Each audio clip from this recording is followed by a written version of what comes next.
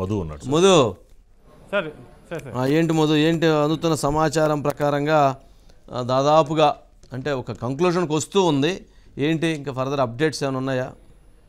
350 రూపాయల కోసము ముఖ్యమంత్రి మీద రాయి, ఇది ఓకే.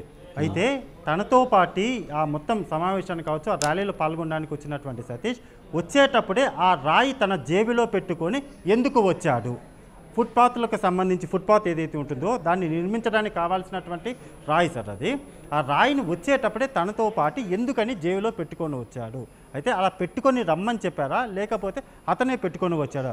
ఇక్కడ డౌట్ ఉన్నది. ఎందుకంటే ఒకవేళ ఇక్కడ 350 రూపాయలు రాకపోతే ఈ రాయి తీసుకొని జగన్ మీద ఇసిరేద్దామేమో అని అనుకున్నారా అంటే దానికి ఛాన్సే లేదు, అసలు ఊహించడానికి కూడా లేదు. అంటే అక్కడ ఉన్నటువంటి ఒక రాయి తీసుకున్నాడు, ఆ రాయి జేబులో పెట్టుకొని వచ్చాడు. అది ఎందుకు పెట్టుకొని వచ్చాడు, ఎవరన్నా పెట్టుకొని రమ్మని చెప్పారా అనేది బయటికి రావాల్సినటువంటి విషయం. అదొక వైపు అయితే, ఒక కామన్ మ్యాన్ ఎవరైనా సరే ఒక కామన్ మ్యాన్ చూసుకుంటే రే ఇస్తానన్న డబ్బులు 10 రూపాయలు కావచ్చు, 20 రూపాయలు కావచ్చు, 300 కావచ్చు, 3000 కావచ్చు, ఇకపోతే ఒక ముఖ్యమంత్రి మీద రాయి వేయాలి అంటే ఈ కోపం అక్కడ చూపించాలి అని అనుకోరు సార్. అంటే అతను మెంటల్గా సైకలాజికల్గా అతను గంజాయి అయినా తీసుకొని ఉండాలా, లేకపోతే మెడికల్ షాప్లో దొరికేటటువంటి వైట్నర్ అని ఒకటి ఉంటుంది సార్. అది చాలా వరకు కూడా విజయవాడ సరౌండింగ్ ప్లేసెస్లో ఆ రైల్వే స్టేషన్ కావచ్చు, బస్ స్టాండ్ కావచ్చు, వాటన్నిటి దగ్గర కూడా వీటిని ఎక్కువగా వాడుతూ ఉంటారు. వాటన్నిటిని కూడా కాదు మధు, ఆ పిచ్చి రావడానికి ఆ ఏపీలో మద్యం తాగితే చాలట, ఎంత పిచ్చి కావాలో, ఎంత తిక్కలతనం కావాలో, ఎంత ఇది కావాలో. పాపం అతని పేరు ఏం పేరు, ఆ సినిమాల్లో ఆ ఆర్టిస్ట్గా డ్యాన్స్ వేస్తూ ఉండేవాడు ఒక వ్యక్తి, వైజాగ్ పోయాడు, ఆ గుండె వేసుకొని ఎగురుతుంటాడండి, రాకేష్ మాస్టర్. కొద్దిగా నాకు తెలియదు ఆ సినిమా వాళ్ళ. ఆ రాకేష్ మాస్టర్ వైజాగ్ వెళ్ళి ఏదో షూటింగ్లో పాల్గొని ఇదిగోనండి ఇది ఆంధ్రప్రదేశ్ మద్యం బూమ్ బూమ్ బీరు ఇది తాగుతున్నాను ఏమైద్దా అని చెప్పని ముందు రోజు వీడియో పెట్టాడు. తర్వాత రోజు ఇక్కడికి వచ్చి చచ్చిపోయాడు. అది పెద్ద వైరల్ అయింది. ఇది కనపడుతుంది. మరి ఈ పిచ్చి మద్యాన్ని డిస్టిలరీస్ మొత్తం తయారు చేస్తుంది ఎవరు? ప్రభుత్వంలో ఉన్నటువంటి ముఖ్యమంత్రి గారికి అత్యంత కీలకమైనటువంటి వ్యక్తులు అనేటువంటి విమర్శలు వస్తున్నాయి కదా. మరి దానికి ఎవరు బాధ్యులు? ఎవరు చేస్తున్నారు ఈ పిచ్చి పనులు? ప్రజలు ఏమైపోవాలి? నా పాయింట్ కూడా అదే సార్. నేను ప్రధానంగా చెప్తున్నది ఒకటే, అక్కడ వైట్నరు లేకపోతే డ్రగ్స్ కావచ్చు, లేకపోతే గంజాయి కావచ్చు, ఈ మందు కావచ్చు, ఆంధ్రప్రదేశ్లో దొరికేటటువంటి మందు బాటలు భూమి లేకపోతే ఇంకొకటి క్యాపిటల్ సిటీను, ఆ సిటీను, ఏ సిటీను, మొత్తానికైతే ఆ మందు ఏదైనా తాగి అక్కడికి వచ్చాడు. ఎందుకు అంటే ఆ మీటింగ్ వస్తే మీకు మందు ఇస్తామని చెప్పాడు కాబట్టి ఆ మందు తాగి ఖచ్చితంగా అతను అక్కడికి వచ్చే ఉంటాడు. అక్కడికి వచ్చిన తర్వాత ఆల్రెడీ ఒక కిక్కులో ఉన్నాడు. అంటే అది తెలియని ఒక పిచ్చి ఆసుపత్రిలో పిచ్చోళ్ళు ఏ విధంగా ఉంటారో ఆ విధమైన స్టేజ్లో ఏమన్నా అతను ఉన్నాడు అనేది అర్థమైపోతుంది సార్. సో 350 రూపాయలు ఇవ్వలేదు కాబట్టి ఆ రాయి విసిరేశాడు అని ఇప్పుడు బయటకు వస్తున్నటువంటి వార్తలు ఆల్మోస్ట్ ఇంకా అదే కన్ఫర్మేషన్. ఒకవేళ ఏదైనా సరే కథ ఇలా వెళ్తే తప్పు అవుతుంది, ఇలా చెప్పొద్దు, ఇలా చెప్దామని ఒకవేళ వ్యవహారం కథ అంతా మారిస్తే ఆ తర్వాత వేరే సంగతి. కానీ ఇప్పటి వరకు కూడా ఒక డౌట్ అయితే ఉంది. ఇంకా అక్కడ ఉన్నటువంటి ఏపీ పోలీసులు అయితే మీడియా ముందుకు రాలేదు. మీడియా ముందుకు వచ్చి ఏం చెప్పాలో తెలియక సైలెంట్గా ఉన్నారో ఏం తెలియదు. కానీ ఇంత పెద్ద వార్తని ఇప్పటికీ కూడా సైలెంట్గా అలా పెట్టి ఉన్నారు అంటే ఏదో ఉంది సార్. జనరల్గా మధు అంటే 3 రోజులు పట్టిద్దా ముఖ్యమంత్రి గారి మీద రాయి వేసిన వ్యక్తిని పట్టుకోవడానికి? కరెక్టే సార్, బాగా చెప్పాడు. ఏపీ సిఐడి అధికారులు అంటే ఒక 3 ఇయర్స్ నుంచి కావచ్చు, 4 ఇయర్స్ నుంచి కూడా కేసులు నమోదు చేస్తూ వచ్చారు.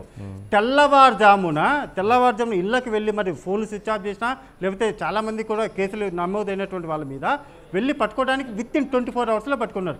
అలాంటిది ఒక రాష్ట్రానికి ముఖ్యమంత్రి అయిన నడి రోడ్డు మీద అటాక్ చేస్తే ఎందుకు ఇంత సమయం పట్టింది అనడానికి సమాధానాలు కొన్ని ఉన్నాయి సార్. ఒకటే ప్రధానంగా మనం చూసుకుంటే, అటాక్ చేపించినటువంటి వ్యక్తి వెనక ఉండి అటాక్ చేయమని ఎవరైతే చెప్పి ఉంటారో వాళ్ళ వల్ల ఇన్ని రోజుల పాటు అంటే ఇన్ని గంటల పాటు దొరకలేదా అనేది ఒక వైపు అయితే. ఎందుకంటే అతను అటాక్ చేసినటువంటి సతీష్ అనేటటువంటి పర్సన్ ఎవరైతే ఉన్నారో పెద్ద కరటు కట్టిన ఉగ్రవాదో లేకపోతే మావోయిస్టో నక్సలైటో కాదు సార్, చాలా కామన్ మ్యాన్ అతను పక్కన కూడా ఒక 5 మంది ఉన్నారు. ఇంత హడావడి జరుగుతుంది, ఇంత రచ్చ అవుతుంది.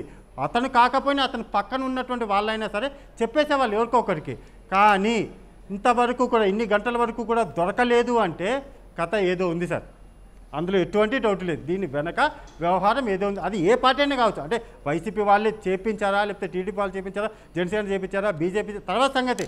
కానీ ఈ వ్యవహారం వెనక ఏదో మొత్తానికి ఒక కథ అయితే దాగి ఉంది సార్. అది ఎవరు బయట పెడతారని చూడాలి. ఎందుకంటే కోడి కత్తిలోనే మనం చూసాం, అక్కడ కోడి కత్తి వ్యవహారం, ఆ తర్వాత ఏం జరిగింది, కోర్టు ఏం చెప్పింది, ఆ తర్వాత ఎక్కడి నుంచి ఎక్కడికి వెళ్ళింది మనం చూసాం. కానీ ఈ కేసు ఒక రాత్రి సమయంలో ఒక ముఖ్యమంత్రి మీద రాయి ఇలా వేస్తే అది తగిలి కింద పడింది. ఆ రాయి అన్నారు, లేకపోతే ఇంకొకటి క్యాట్ బాల్ అన్నారు, అవన్నీ అన్నారు. కానీ చివరికి తెలియదు ఏంటి, సతీష్ అనే ఒక వ్యక్తిని సార్ ఇక్కడికి కూడా ఈ సతీష్ అనే వ్యక్తిని అనుమానితుడా, లేకపోతే ఇతను కన్ఫామ్గా ఇతనేనా, లేకపోతే కేసును తప్పుదోవ పట్టించడానికి, లేకపోతే ఇతను వచ్చి ముందుకు వచ్చాడా, నేను ఇతను పట్టుకొని వచ్చాను చెప్పట్లేదు సార్, ఇతనంతటా ఇతనే వచ్చాడా, లేకపోతే ఇతను పట్టుకున్నారా, అసలు సతీష్ నిజంగానే అటాక్ చేసినటువంటి పర్సన్ పాయింట్ అంటే ఏం జరగబోతుంది. ఇప్పుడు 2 లక్షల రూపాయలను సిపి గారు ప్రకటించిన తర్వాత ఎవరైనా వచ్చి చెప్పారా, లేక ఇప్పుడు అసలు ఆ పిల్లవాడి చేత ఏం ఇన్వెస్టిగేషన్ చేయబోతున్నారు, ఆ యువకుడిని ఏ రకమైనటువంటి దీంట్లో బయటికి తీసుకొస్తారు, ఇట్లాంటి చాలా ప్రశ్నలు ఉన్నాయి.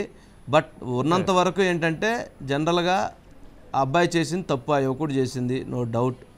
కానీ ఇన్వెస్టిగేషను ఇప్పటివరకు ఏం చేశారు, ఇది చంద్రబాబు నాయుడు చేయించాడు అని వైసీపీ వాళ్ళు, లేదు కోడికత్తి డ్రామా లాగానే ఇది వీళ్ళే చేయించుకున్నారు అని టీడీపీ వాళ్ళు, ఇట్లా విమర్శల పరంపర కొనసాగింది.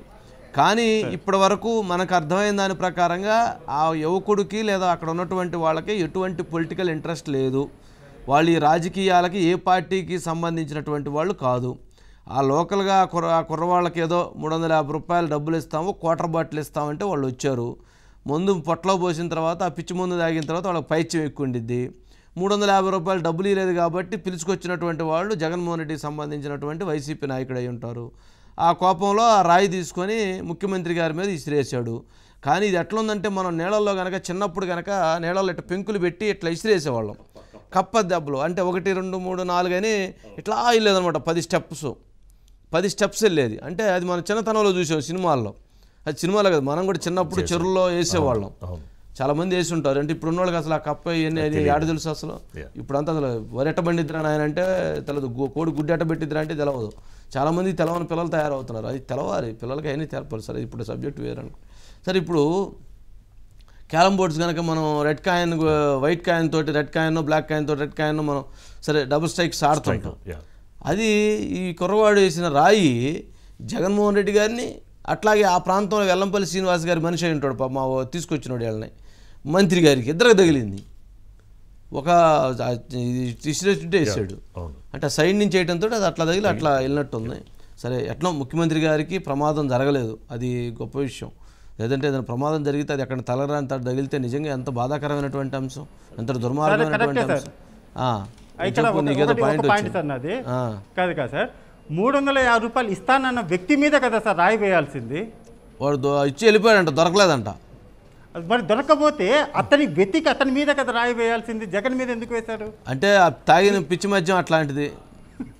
పిచ్చి మద్యం కదా మ్యానుఫ్యాక్చరర్స్. అదే నువ్వు సార్ మనం ఇంతకుముందు చెప్పాం కదా, ఆ పిచ్చి మద్యం తాగి వాళ్ళు ఏం చేస్తున్నారు వాళ్ళకి తెలవట్లేదు అనేది చెప్పాం కదా.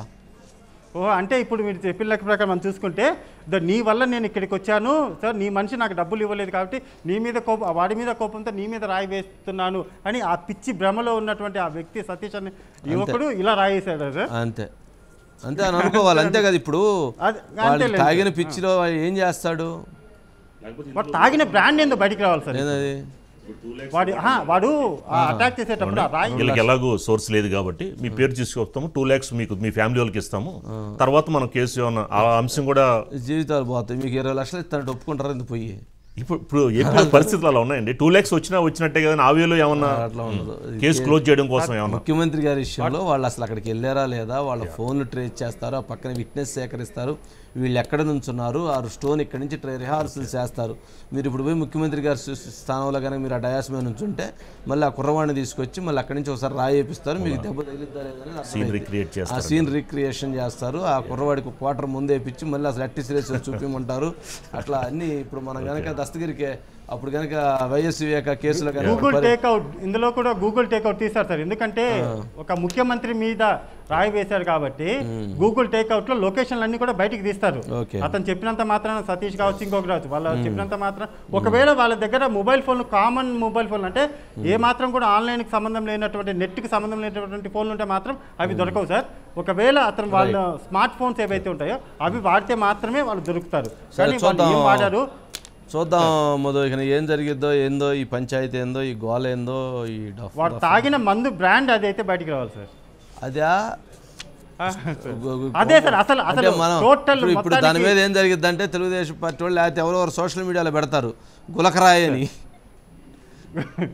అదొక కొత్త గులకరాయి బ్రాండ్, గులకరాయి బ్రాండ్, గులకరాయి బ్రాండ్ అని పెడతారు. అంటే ఇప్పుడు సోషల్ మీడియా అట్లాంటివి నడుస్తాయి పాపం దుర్మార్గంగా.